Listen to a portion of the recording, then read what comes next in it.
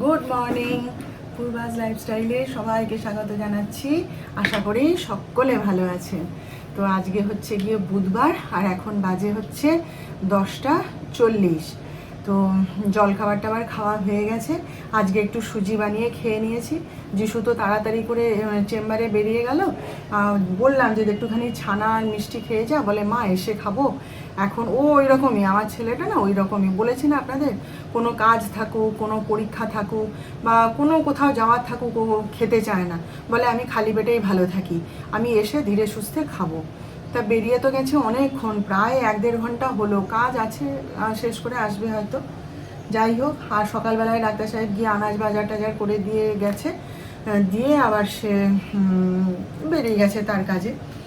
তো রান্না বান্না তো বসাবো, ভাতটা বসিয়ে এসেছি, আস্তে আস্তে করবো, তাড়াহুড়ো কিছু নেই। আজকে ভাবছি একটু জিমে যাব, কারণ আজকে বৃষ্টিটা ধরেছে।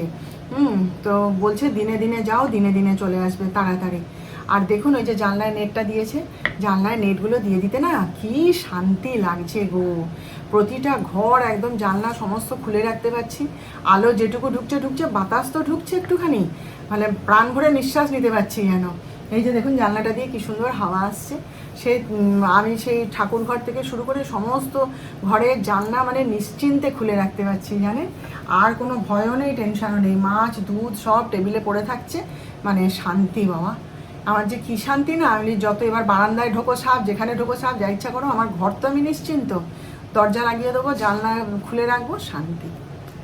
তো যাই হোক, সকালবেলায় আজকে সবাই তো এরপর থেকে কি বলে ফাংশানের পর থেকে তো সবাই ফোন করছে, করে উইশ করছে, খুব ভালো হয়েছে, খুব ভালো হয়েছে, শুনেও ভালো লাগছে, আরও উৎসাহ পাচ্ছি। হ্যাঁ, ভয়টাও কেটে যাচ্ছে, নার্ভাসনেসও কেটে যাচ্ছে।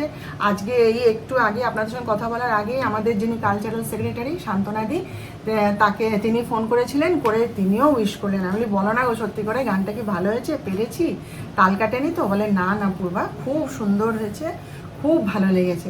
নানা কথা হলো, প্রায় আধা ঘন্টা ধরে দুজনে কথা বললাম, খুব ভালো লেগেছে। তো যাই হোক, নেক্সট আবার দুর্গাপূজার জন্য শুরু হবে রিহার্সাল, তার জন্য বলছে। আমি হ্যাঁ ঠিক আছে, ডেকো, ডাকলেই আমি উপস্থিত হয়ে যাব, আমার ভালো লেগেছে বলেই তো তোমাদের কাছে গেছি। তো যাই হোক, চলুন রান্না বান্নাটা বসাই, তারপরে আপনাদের সাথে কথা বলবো, ঠিক আছে? সকাল থেকে কীরকম আলো ছিল, আর যেই আমি মনে করছি যে আমি জিমে যাবো আজকে, ব্যাস অমনি কালো হয়ে বৃষ্টি পড়া শুরু হয়ে গেল।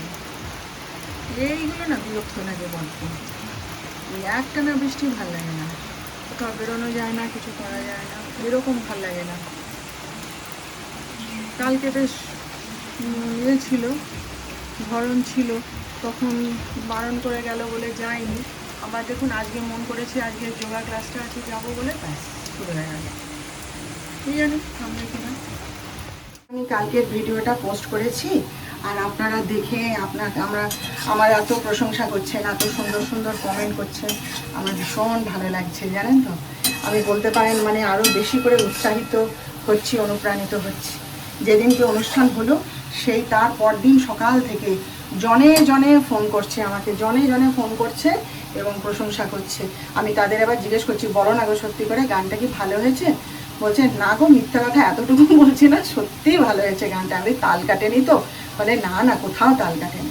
আজকে আমার এই যে সকালবেলায় শান্তনাদি, হ্যাঁ আমাদের কালচারাল সেক্রেটারি, আমার খুব ভালো লাগে। তো উনি ফোন করেছিলেন, বললাম না আধা ঘন্টা কথাবার্তা হলো, উনিও বলছেন না পূর্বা খুব সুন্দর হয়েছে তোমার গান, খুব ভালো হয়েছে। তো এই ধরনের কমেন্টগুলো শুনতে ভালো লাগে। আর যারা মানে উল্টোপাল্টা নেগেটিভ কমেন্ট করেন তাদের কমেন্ট শোনার দরকারটা কি, তাই না? যারা নেগেটিভ কমেন্ট করবে তারা চিরকালই নেগেটিভ কমেন্ট করবে, কারণ তারা নেগেটিভিটিতে ভর্তি। আমার তো তাদের মাঝে থাকার দরকার নেই, তাদের কথা শোনারও দরকার নেই। ডাক্তার সাহেব বলেন দুটো কান আছে তো তোমার, ভালো কমেন্টগুলো কানে নেবে, বাজে কমেন্টগুলো বের করে দেবে। হ্যাঁ, যারা নেগেটিভ কমেন্ট করে তাদের কাছে তোমার যাওয়ার দরকার নেই। যারা পজিটিভ কমেন্ট করবে, জানবে তারা সত্যি মন থেকেই করছে, সেই জন্যই তারা পজিটিভ কমেন্ট করেছে। সেই জন্যে আপনারা যে কজন আমাকে প্রশংসা করেছেন, আমাকে উৎসাহিত করেছেন আমার ভিডিও দেখে, তাদের সবাইকে অনেক অনেক ধন্যবাদ জানেন, খুব ভালো লাগছে। এই যে দেখুন না, কথা প্রসঙ্গেই বলি, আমার ছেলেটা যখন MBBS পাস করলো তারপরে প্রণাম করতে গেল, আমরা 3 জনেই গেছিলাম।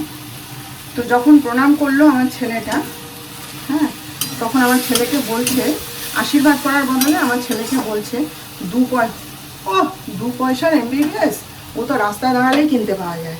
কথাটা এত জোর লেগেছিল আপনারা ধারণা করতে পারবেন না। হ্যাঁ, তখন আমি চিন্তা করে দেখলাম যে কত বড় মূর্খ হলে তবে সে ধরনের কথাটা বলতে পারে। তার মন, তার চরিত্র, তার চারপাশ সব কিছু তার মানে নেগেটিভিটিতে ভর্তি, সেই জন্যই সেই ধরনের কমেন্ট করেছে বোকার মতন, তাই না? আমি আর কিছু বলিনি তাকে। তার কথায় আমার যতটা না কষ্ট হয়েছিল তার থেকেও বেশি কষ্ট হয়েছিল আমার ছেলেটার মুখের দিকে তাকিয়ে। ও ফ্যাল ফ্যাল করে বোকার মতন তাকিয়েছিল, জানেন। আমি জীবনে আর তার ধারে কাছে যাইনি, কোনো দিনও যাইনি আজ এত বছরে।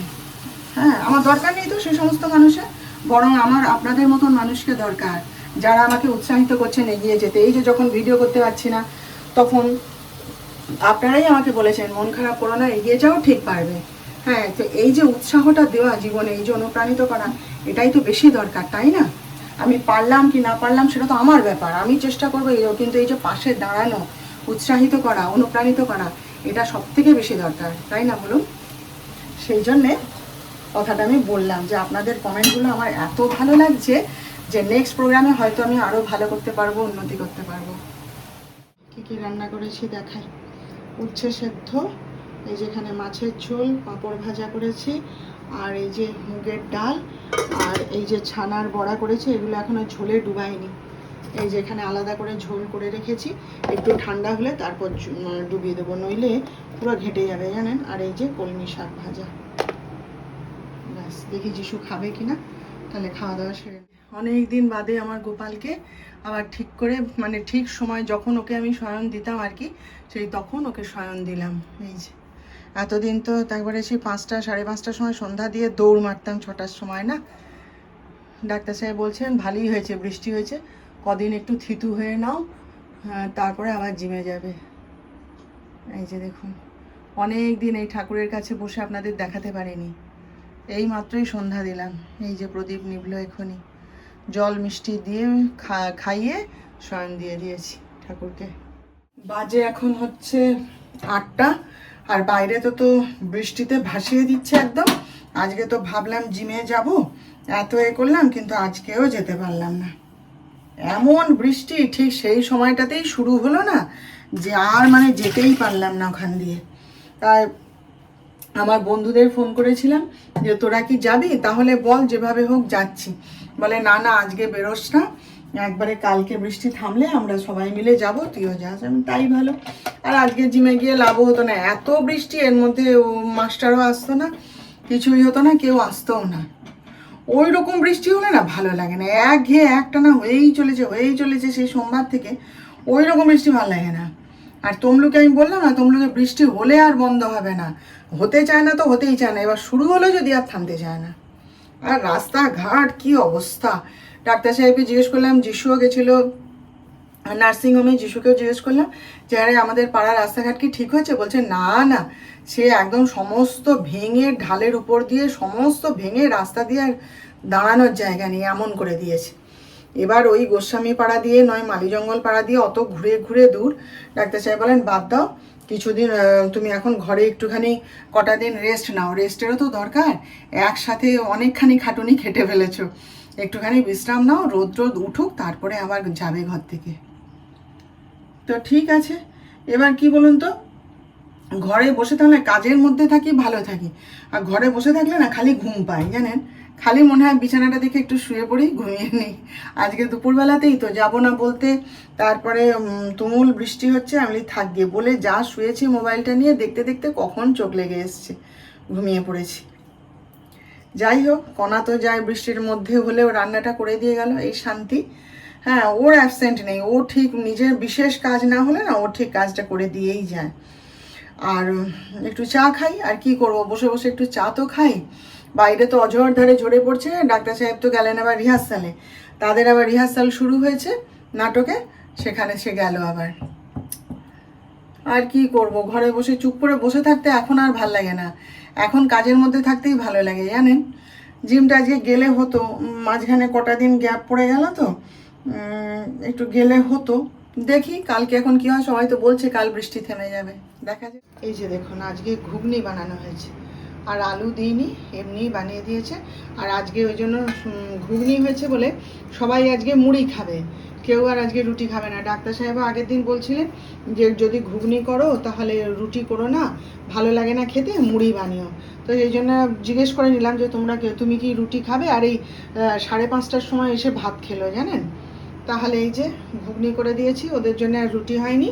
আর আমি তো ঘুগনি খাবো না, আমার ওবেলার ডাল তুলে রেখেছি, আর আমার জন্যে এই যে এখানে কটা রুটি কণা করে দিয়ে গেছে, একবারে সকালের জলখাবারও হয়ে যাবে আমার। আর যিশুও মুড়ি খাবে, যিশু তো এমনি ঘুগনি হলে রুটি খাইই না, মুড়িই খায়। তো এই হচ্ছে আজকে রাতের জোগাড় আর কি, মুড়ি আর ঘুগনি।